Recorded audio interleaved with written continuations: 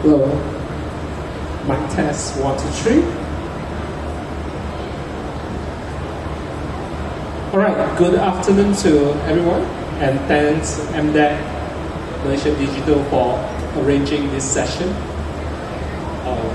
For those that are interested in AI or IoT, you all can come to this section just to learn about some technology. I'll assure you that the technology is quite cool, and you'll probably learn 1 or 2 things out of it, and it's kind of equivalent to like a university class. Think of it this way. And the topic today is AI for crops. It means that how do we use AI technology when it comes to plantation, when it comes to crops. It can be how you plant it, how you harvest it, how you grow the seeds. So it is actually quite a wide topic. There are actually 4 parts to my presentation. So there are 4 different scenarios of how you can use data, how can you use AI, and why do we create a solution in the first place. So it's more like they are food for thought when it comes to technology. And hopefully you enjoy. And there's a lot of videos and photos. So it's not really like a very dry session. Okay?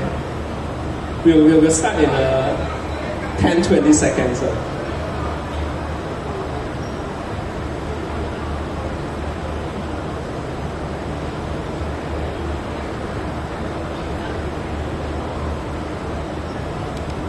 Okay, so let's start. So I'm Gary from this little startup called HEXA IoT. We are no longer a startup after 4 years plus 5 years.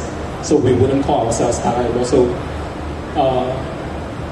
and the whole idea is we would like to present what we have been developing for the past 4 to 5 years in the field of IoT, in the field of AI.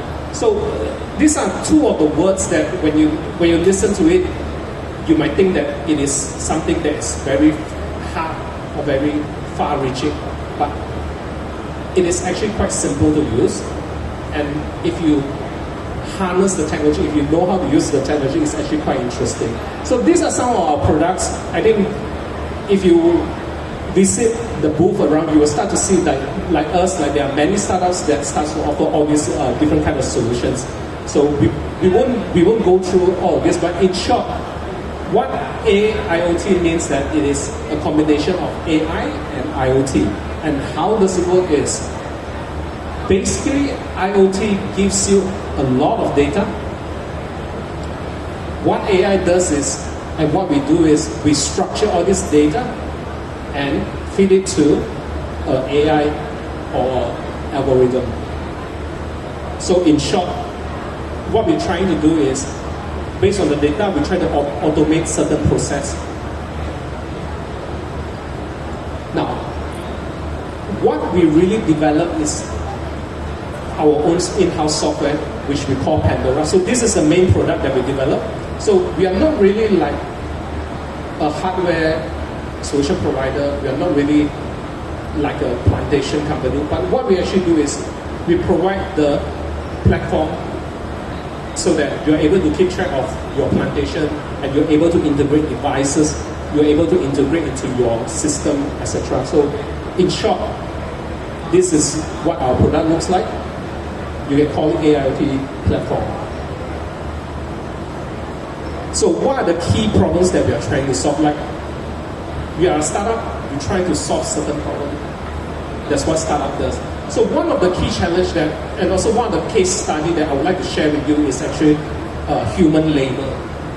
So one thing that we start to realize is, after COVID, what happened is labor cost starts to go up. So I think like a minimum pay in Klang Valley, I think it will be around like 2,000. And the thing is, labor is going to keep increasing because China labor is increasing as well. So China will always set the benchmark when it comes to labor. And in order to reduce labor costs, there are a few ways to do it, but the whole idea is you really want to address the wastage. So this is where lean principle comes in. So labor is probably one. Then the rest is how do you increase your yield? So identifying what's the problem with your crops, or identifying the fertilizer used, your NPK values, your water, and things like that. So these are where technology comes in to help you to monitor. Now, if you look at our vehicles that we are driving nowadays, most of it is starting to become like electronic vehicles.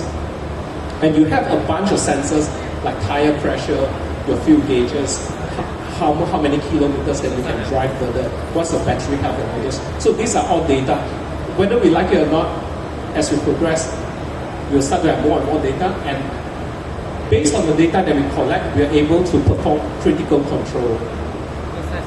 So as long as we are able to reduce labor, increase yield and things like that, with all the data, this is what we're trying to solve. So the first solution that we are trying to demonstrate is a prototype. So the whole idea is how can we reduce labor and how can we like bring job opportunity to the kampong and the rural area. Then if you like, the whole concept with this project is we want to enable like even women to be able to do agriculture and do the heavy lifting. So this is basically is a vehicle. You can call it a vehicle, you can call it a forklift, you can call it a what, but it is easy to use. So basically it's like a cart. Just think of it, it's like a cart, C-A-R-T.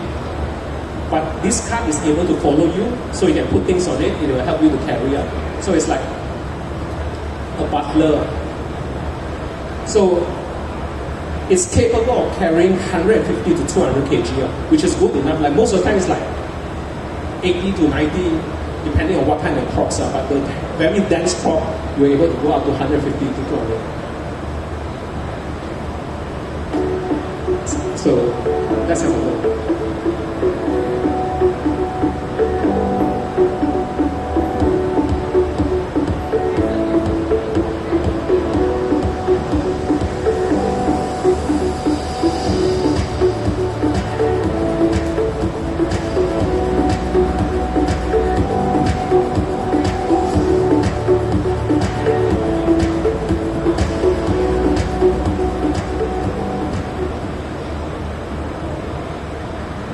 So this is the QR code in case you are interested.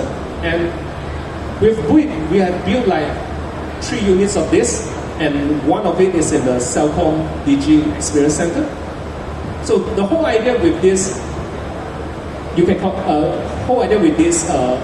call it semi-autonomous vehicle, but just think of it as a car. We think of this electric car as something that can help you to collect something. So it will just follow you, you put your tools, you put your harvest, put on the cart, press a button, and the cart will go back to the station. So that's what we are developing. So we call it semi-autonomous due to the fact that to reach fully autonomous, it requires a different technology. But time being, we are just focusing on semi-autonomous. It follows you, you press a button, you ask him to go back, it will go back, then it will come back again. I think that's ideal enough. So this is one of the units. If you have the chance to go to Cellcom DG Experience Center, it's actually quite nice. So currently, you need someone to drive it from indoor, all right, using 5G, using 4G. But eventually, once we complete our technology, it's able to follow you. So we call that the follow me function. So you're able to see in this video how it works out. Someone controls it from somewhere far.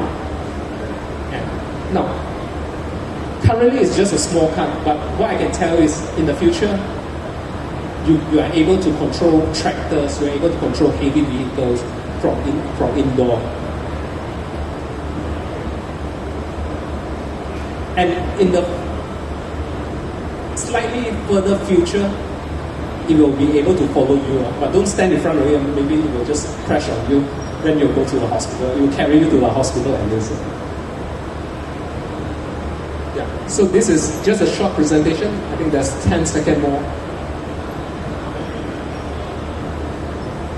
Now, let's take our imagination slightly further. What if, just what if, we install it with cameras and AI? Then what can we do with it? So that's the question that we ask ourselves. So if you notice, what we do is we just plug in an AI vision on top of it, so suddenly it has eyes. And we do a little bit of programming, we give it a little bit of AI sensors, AI sorting. Then it is able to recognize the crops. So the plant there at the back, you're able to see it is chili, alright? So with this, as the vehicle passes by, it's able to identify the chilies. Isn't that cool? Now let me tell you something. Whatever that you see here, 100% is developed by a Malaysian company, by Malaysian talent, from Kota Kinabalu. So this is what we are doing. So, and thanks to MDEC, we have this opportunity to share with you all what we are doing, and hopefully we Malaysians, we embrace technology because every country needs technology. And it doesn't matter whether HEXA IoT is the one that provides a solution or other Malaysian startup. Competition is good. Competition makes everyone improve better. So this is our solution.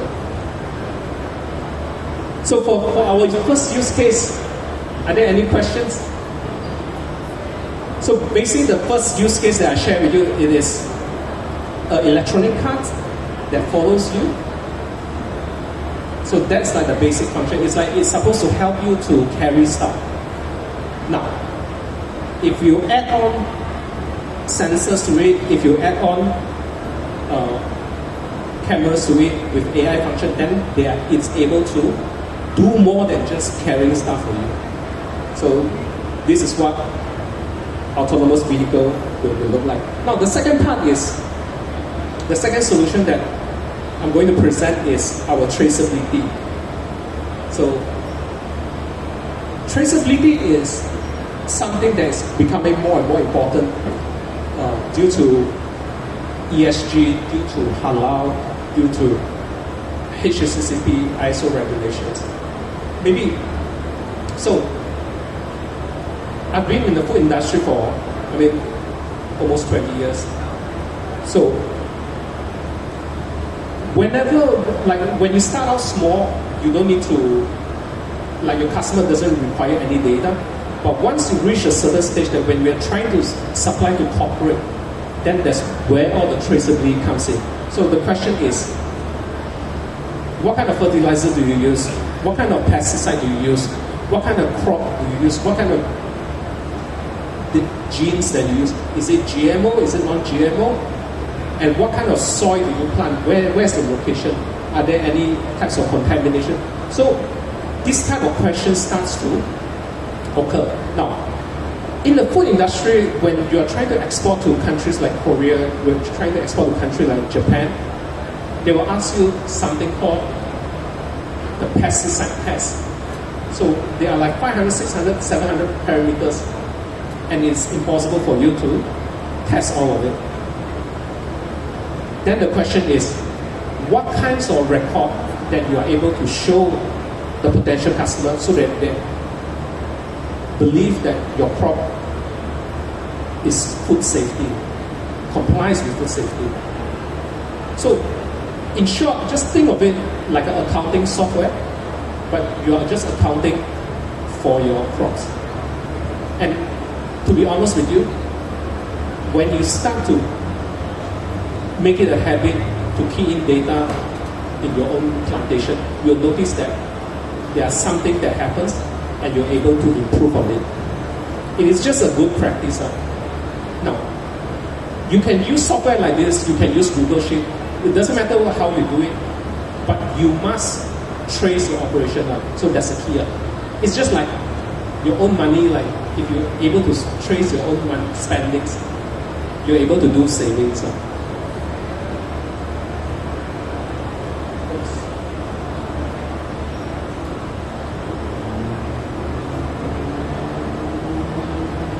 Just a moment.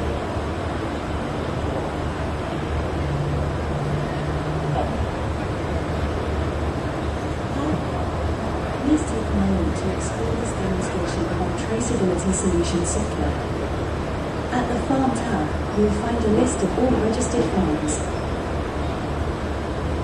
Navigate to the specific farm, and you will have access to a detailed log of all activities conducted by that particular farm.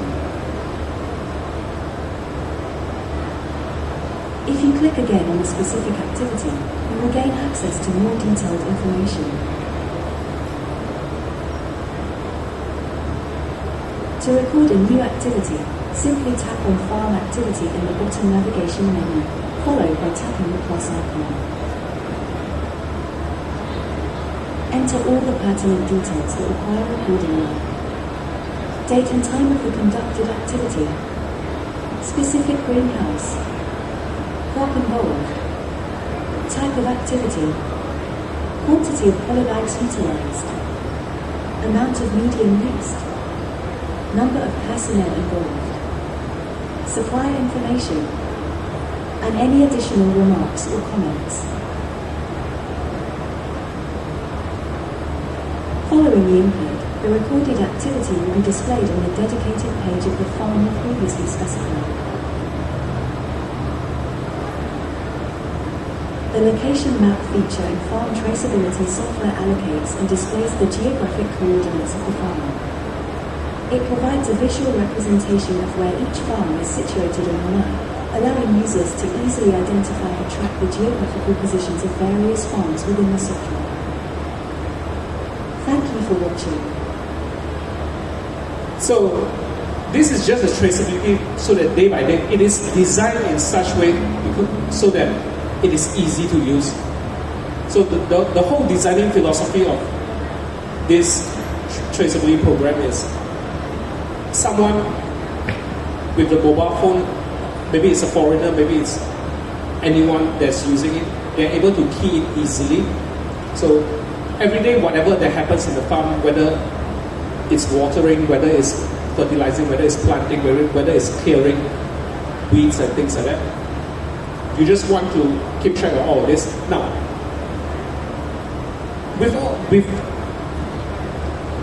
when you are able to keep track of the pesticides and the fertilizers, that's where you have the records to send to companies like MNCs, and they're able to look at the record and they're able to understand the process.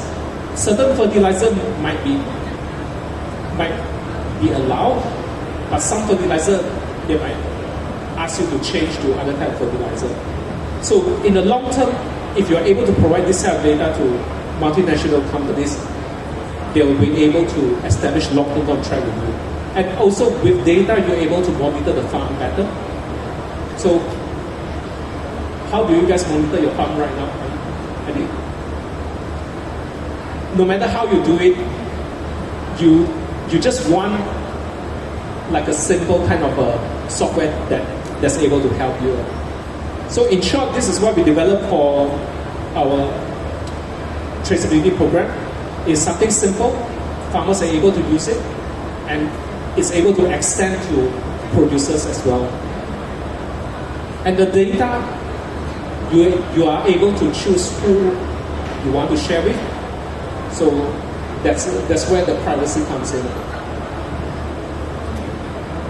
Now, the third presentation is more towards consistent grades and crop yields. So I think when you are concerned with these two things, which is the yield and the wastage, this will be what our next solution does. So three things: crop condition, your climate, and your soil quality. So it depends whether it's a dry season or a wet season. Soil quality, the more that you understand the soil that you are planting. So with all of this information that you have, how are you able to create your SOP? So this is where we apply IoT technology. So IoT technology, I think it is becoming very common. You just want to trace your NPK value, you want to trace your moisture value. So for example, it's like when you use your fertilizer, how would you know that your fertilizer works? You are able to monitor your NPK value through a period of time. When there is rain, how much fertilizer left in the area? So these are the things that you can take the data manually, or you can monitor. Now, you do not need to install it in every single point, but you might want to install a couple across all your plantations. So, and nowadays the technology is really, really good. It's like, as long as it has access to like 3G, then you're able to do it, and you have like solar power. So all of these tools has become really, really easy and really, really convenient to use. I remember 3 to 4 years ago when we started to develop all of this software, there are like so many challenges when it concerns to hardware or even telco. So this is a short video that I will share with you. First of all, I'm the CEO of the ROT Valley Gopeng. We have started planting the harum trees in 1992. We have taken care of these trees, germinated to 300 acres and 200,000 trees. We take care of the trees in an organic way. We do not use any compound fertilizer or chemical pesticide. So we know about this sandbox project through HEXA IoT, of course, and we supply them with all the requirements that we need. HEXA IoT came up with the solution for us. It helps us a lot in terms of monitoring and giving real-time results. For example, the moisture content, the pH level of the soil, the NPK, and all these are important aspects for the well-being of the trees.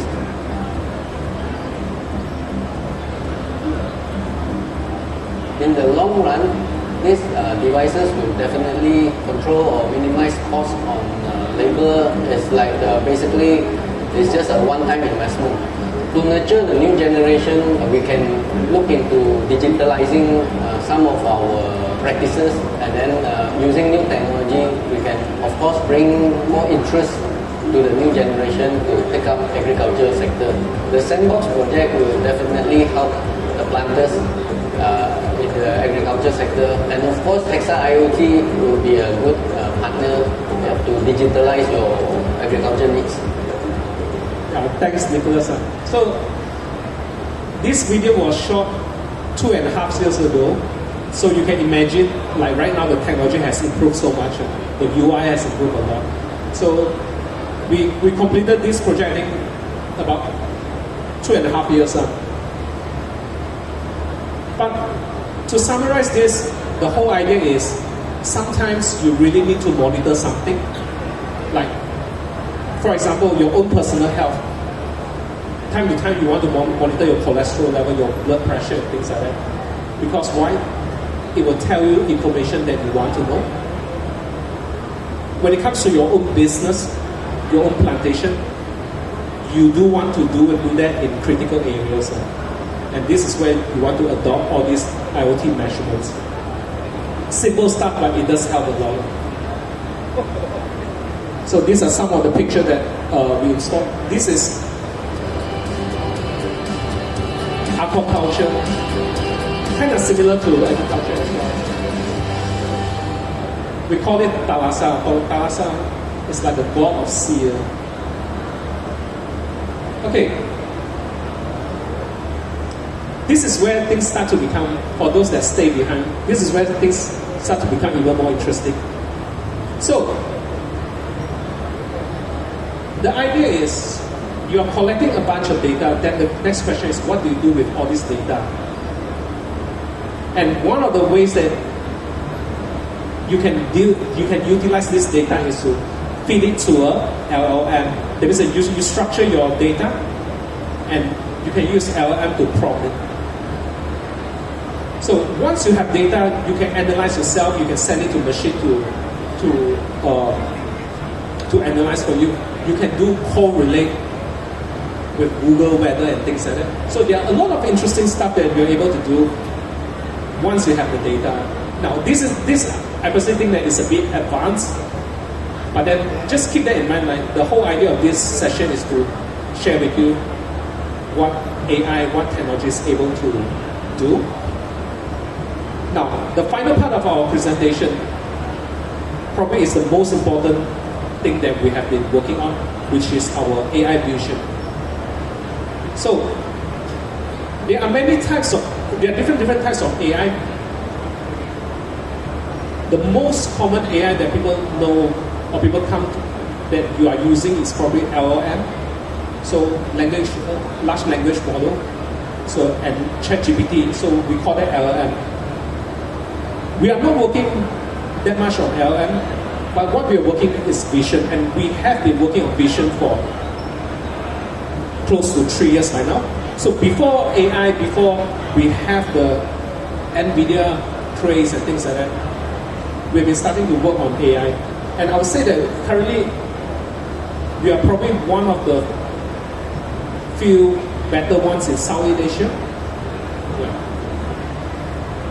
So if you drop by our booth, there's a very simple demo, like how do you identify like different kinds of chili and things like that. But of course, we have been doing with a lot of other projects, but then we can't really disclose. But then we are one of the best in Southeast Asia.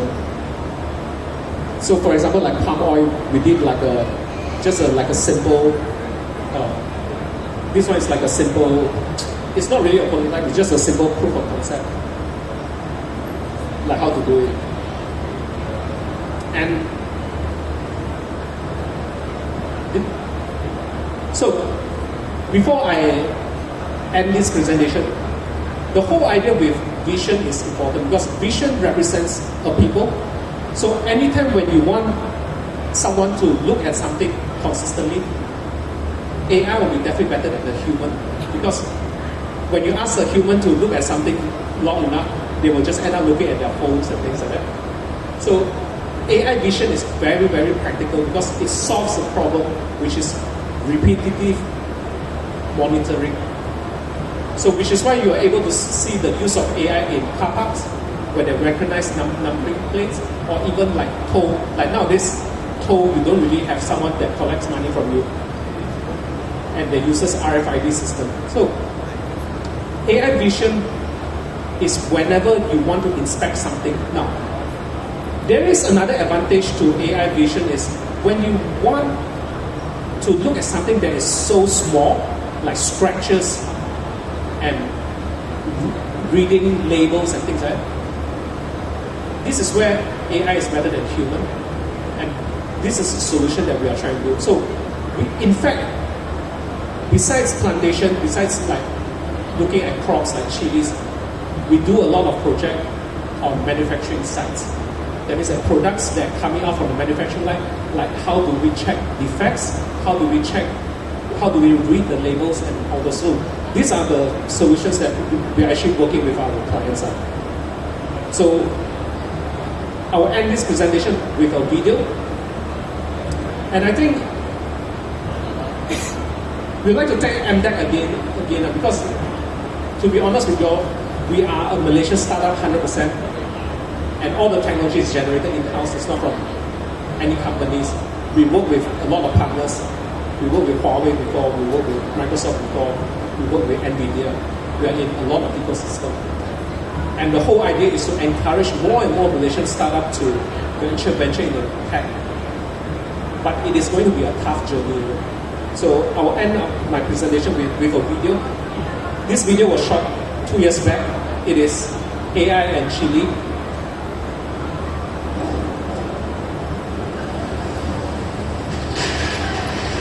And it also shows our Malaysian culture at the same time.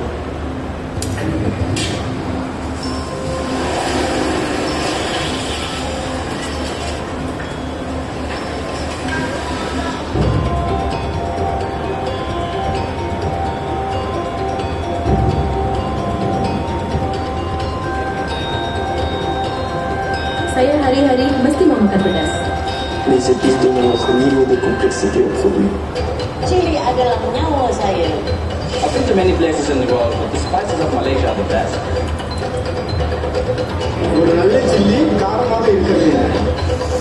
辣椒辣椒酱是全世界最好吃的辣椒酱。 Good chili or bad chili, I call the shots. Selecting the right chili is essential to prepare authentic Malaysian cuisine. HEXA has been pursuing the most delicious chili flavors since 2007. Making spices require a lot of good attention and details, just like making good coffee. There are hundreds of different kinds of chili in the world and countless recipes. My desire to make the best Malaysian tasting cuisine has brought me to many places. Quality of the ingredients determines how good the food can be. Only chilies that meets our requirement of shape, brightness, color, and gloss is eligible to be made into spices. We use an extremely accurate AI-powered selection process to identify the best chilies quickly and efficiently.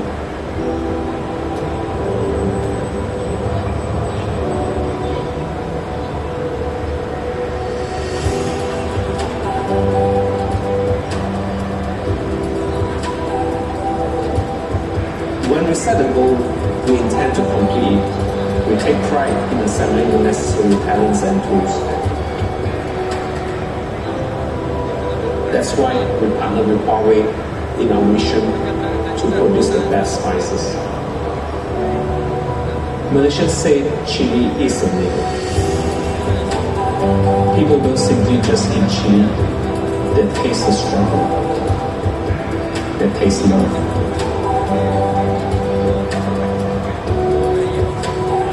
That tastes home. What makes a good chili? The best way to answer this question is to never stop seeking for a better answer. We have a mission to link traditions with the flavors in people's memories. Always.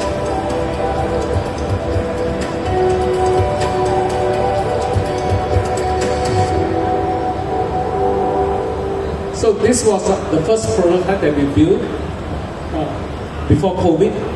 So it's like three years back. So thanks everyone for listening. Hope you have a great evening.